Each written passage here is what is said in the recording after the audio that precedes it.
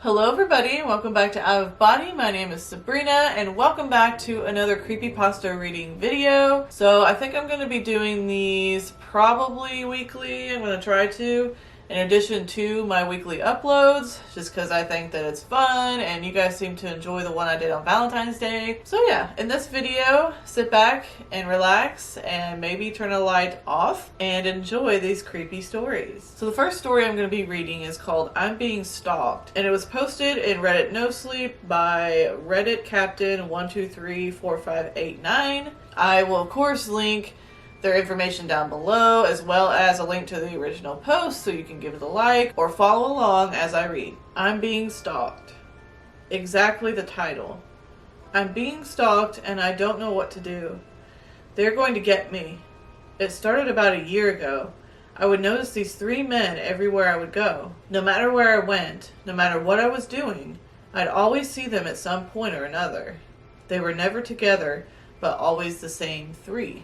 Now, as you could probably guess, I have gone to the police, I've told everyone I know, and I have taken some pretty extensive measures to make sure I'm safe. From multiple locks on my doors and windows to only traveling by a friend who, thank goodness, is doing their best to help keep me sane. You see, she has never seen them. It's as if every time I look away, they disappear, but she does believe me nonetheless. Over the year, the distance between them and I has been getting shorter. At first they were far away enough that I could only make out the colors of their clothes, if at all. They always have on the same clothes, though. Now I can clearly see their clothes. The first wears a flannel shirt, blue jeans, and work boots. The second wears a button-down shirt, slacks, and dress shoes, and the last wears a dirty wife beater and jeans that look as if they were about to fall apart. No shoes, just socks covered in holes. I can't understand it. Maybe it's because they have been following me so long, but they seem familiar in a weird way. Like something in the back of my mind is telling me I know them, but I can't place it since I hadn't seen their faces. That was until a couple of days ago. I was out with a friend to do some basic shopping and gather stuff for a project I was doing at work. I sighed, thinking I had let the paranoia get to me. That was until I turned around.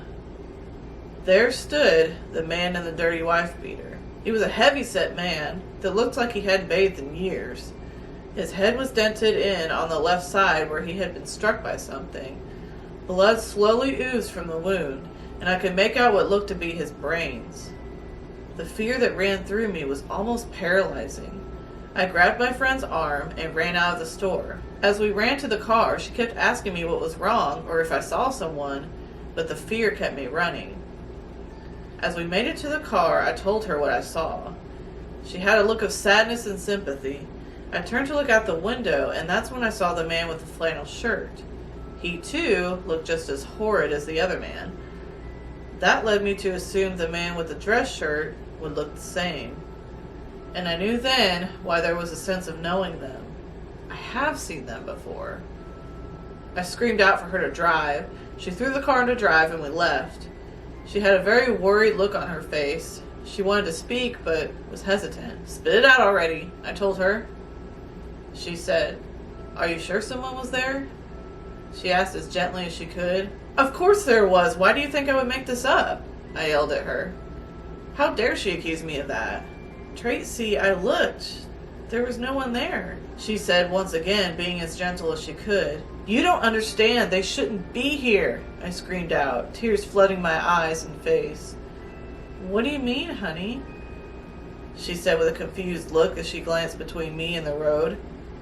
"This shouldn't be possible. They can't be following me," I cried. "Please tell me what is going on, Tracy. I want to help."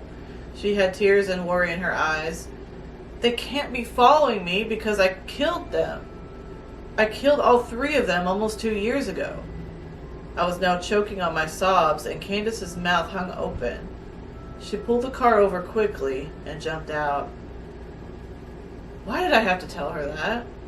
Why did I have to ruin something so nice? Candace was my only friend, so I did what anyone in this situation would do. It's been 2 days and I haven't left my house. No matter what I do, they are at every window and door. They're just waiting for me to leave. lightly knocking every few minutes. I'll look out my peephole every now and then, only to be met with their dead eye stares. I don't think I'll make it much longer. I'm eventually going to have to face them, especially now that Candace has joined in the knocking. Ooh, creepy. That one was pretty good. What do you guys think of that? Alright, so let's get into the next story. This next one is called Something Visits Me at Night. It Tells Me I Owe It My Life. And it was posted, of course, in Reddit No Sleep by SpookyBitch_. I will link their page down below, as well as the link to the original post, so that you can follow along and give it a like, and follow along as I read. Something visits me at night. It tells me I owe it my life. This has been going on for as long as I can remember. Every night after my parents are asleep, I hear it. A dark, twisted version of my own voice taunting me. My parents say they can't hear it.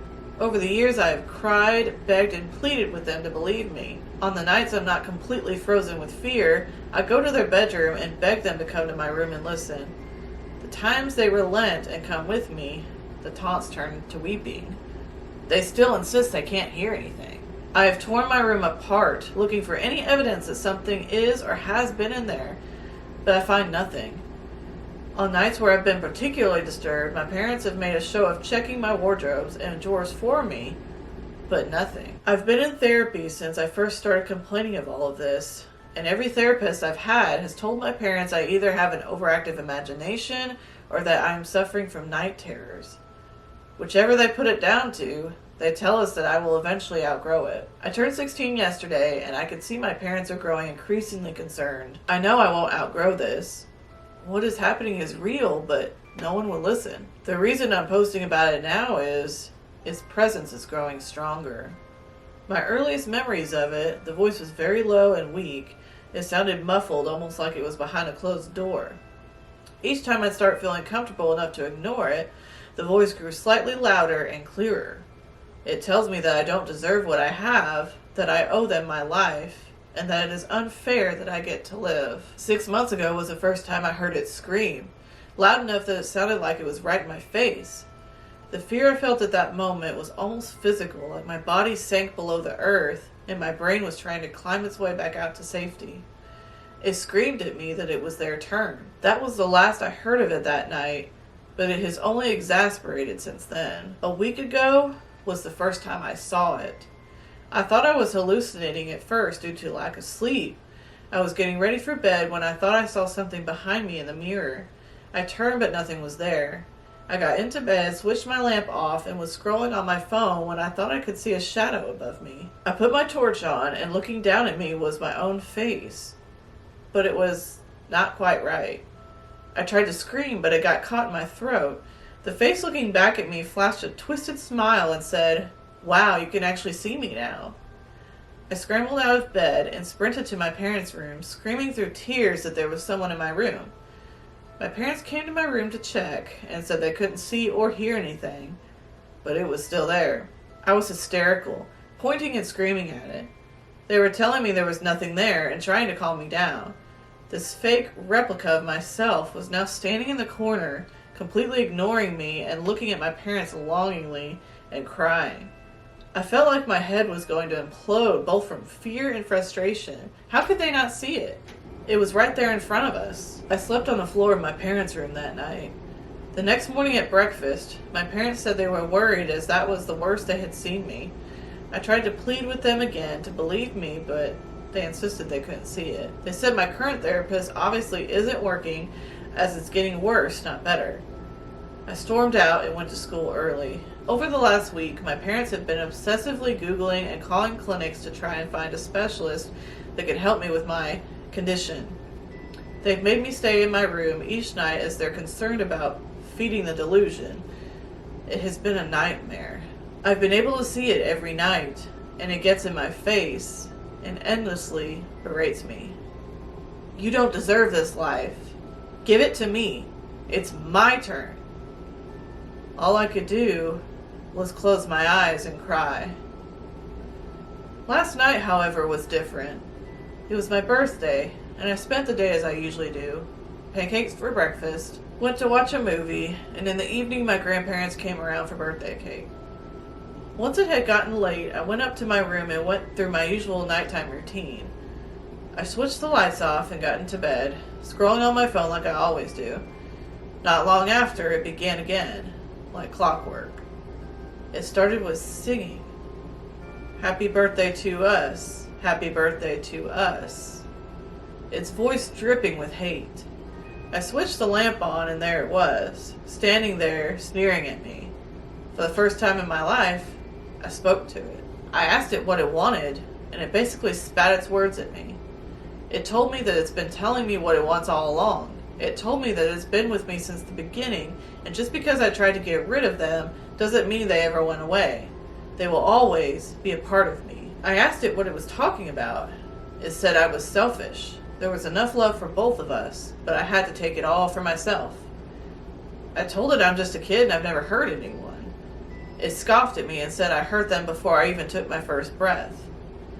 I told it I had no idea what it was talking about, and it rushed towards me and screamed in my face. It screamed that it's not fair I got to live, and they're stuck looking in at the life that they should have had. It also said I don't deserve it. It's about time I surrender control. I asked it what it meant, and it said, sisters are supposed to share. My mom knocked on my bedroom door telling me to turn off the light and go to sleep. When I turned back, it was gone. Sisters? I'm an only child and this thing clearly isn't even human. What the hell is it talking about? Telling me I need to surrender control? Control of what? I have no idea what any of this means and I'm so exhausted. I'm running out of energy to even deal with all of this. I'm so scared, but I almost want it to show tonight as I have so many questions. And that is the end of this story. I really like that one. What did you guys think of that one? So it insinuates, or it's kind of obvious, I guess, that it sounds like this entity that the person is dealing with is probably their twin. And the twin died at birth or before birth or whatever. And so now the twin that survived is constantly being kind of haunted by the one that died. So that's really interesting. And it's kind of a theory that I've heard of before with other twins that survive, and one survived and one died. Because I actually touched on it a little bit in one of my previous videos that I did on the ghost of Elvis. I actually touched on that, talking about how he had actually had a twin that died shortly after they were both born, and so he's the one that survived. And people speculate that he not that he had this sort of situation going on, but that he had kind of a sense of guilt about it throughout his life. But yeah, that's what really intrigued me about this one, because it reminded me of that story about Elvis. So anyway, I hope you guys enjoyed that one. Now we got two more, so sit tight. Now this third one is called Tapping on My Window, and it was posted in Reddit No Sleep by naive_potential111. And of course I will link their page down below, as well as a link to the story so you can follow along. And please go to the original post of the story and give them a like if you liked it. Show them some love. And let's get into this story. Tapping on my window. Okay, I'm not even sure where to start, but my hands are shaking as I'm writing this, and I'm terrified. About a year ago, I was lying in bed, trying to fall asleep, when I heard a tapping sound coming from my window. My bed is right next to the window, so it was a loud and very clear tapping sound. At first I tried to ignore it, making myself believe it was just a branch from the tree outside, but the tapping persisted. I sat up in bed and listened carefully, my heart racing. The tapping became louder and more persistent, and I couldn't shake the feeling that someone was outside trying to get my attention. I slowly made my way to the window and peered out, but I couldn't see anything in the darkness. I closed the curtains tightly and went back to bed, but the tapping continued. I still kept telling myself that it was just the wind, but the sound was too rhythmic and deliberate. There was someone or something outside. I reached for my phone to call the police, but before I could dial, the tapping suddenly stopped. I went back to bed, listening for any sound for hours, but all was silent. I eventually fell into a fitful sleep, but was awoken several times throughout the night by the tapping. I was too afraid to look or even open my eyes at all. The next morning, I went outside to check the window, and there was no sign of damage or anything out of the ordinary. The tapping did not return, but I knew that something sinister had been at my window that night. As I said, this happened a year ago, and last night, I heard it again. The tapping at my window, just as loud and persistent as it was before. I was paralyzed with fear, not knowing what to do.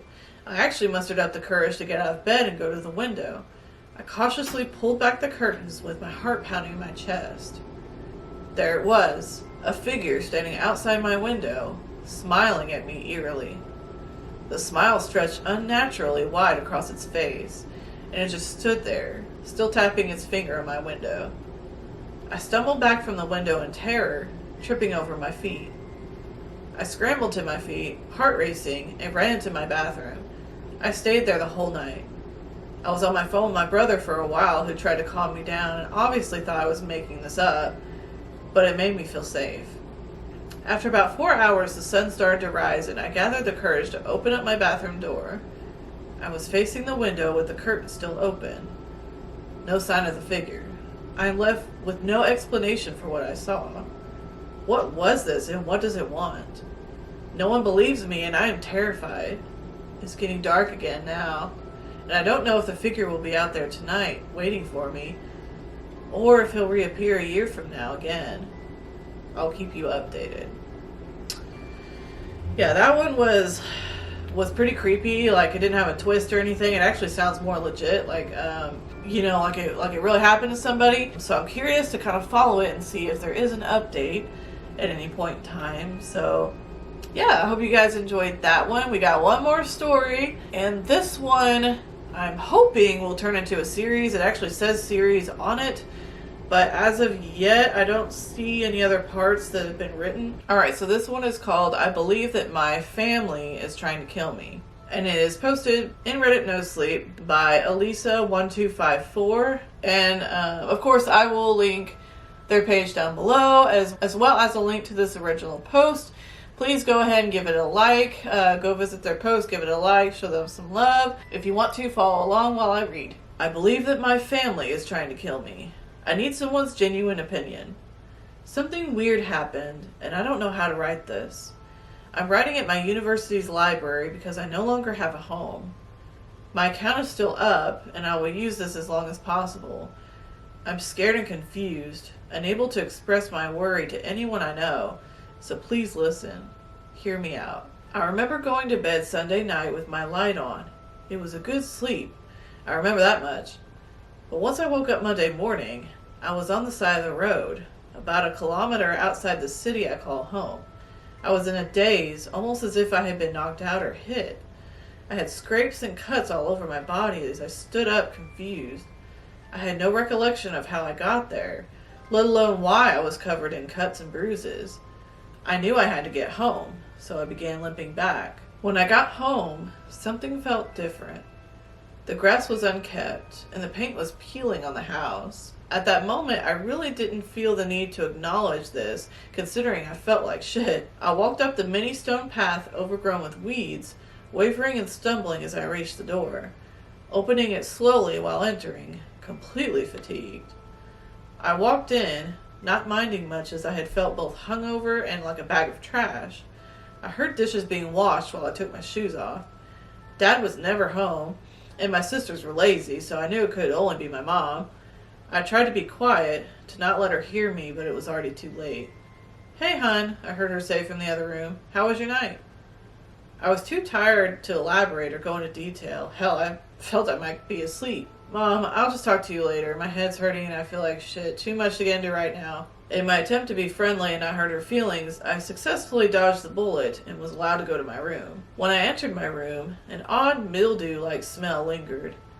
It was intense, but at the moment, I could barely discern my lefts from my rights. I collapsed on my bed, hitting its soft embrace as I began sinking into its warm feel, drifting into a dreamless sleep. I'm trying to remember how long I was out. I barely remember even lying down, but when I got up, my head was more perceptive and I noticed the odd changes more clearly. The room I was in smelled horrid and old. It was a mess with items and books all over the floor.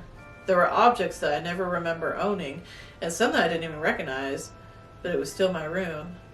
I found it strange and off-putting, so I decided to approach my mom about it, leaving my room to talk to her just to notice her at the end of the hallway. The look in her eyes was something straight out of a horror flick. It was Mom, everything about Mom, but just a shadow covering her that felt insidious. She had an outstandishly wide smile, considering there was nothing to smile about. Her eyes were dark, aside from the pinpoint white dot staring at me, void of emotion. She looked empty and soulless, even though I could hear her crackled breathing from across the hall. Mom? Her breathing stopped, leaving us in an eerie quiet. There was no noise for a few seconds of peace. We kept eye contact as I hesitantly backed away from her and towards the stairs. Suddenly she lurched forward, walking towards me in a rushed silence as her footsteps broke the quiet. Her expression didn't change. The only change was in her arms, which were reaching out towards me. I turned and ran. Something was wrong and I didn't know what to do.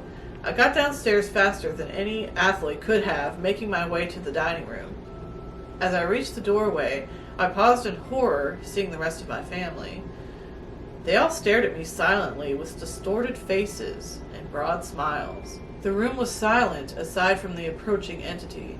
I ran through the room quickly, hearing all the chairs back out simultaneously as more footsteps followed behind me.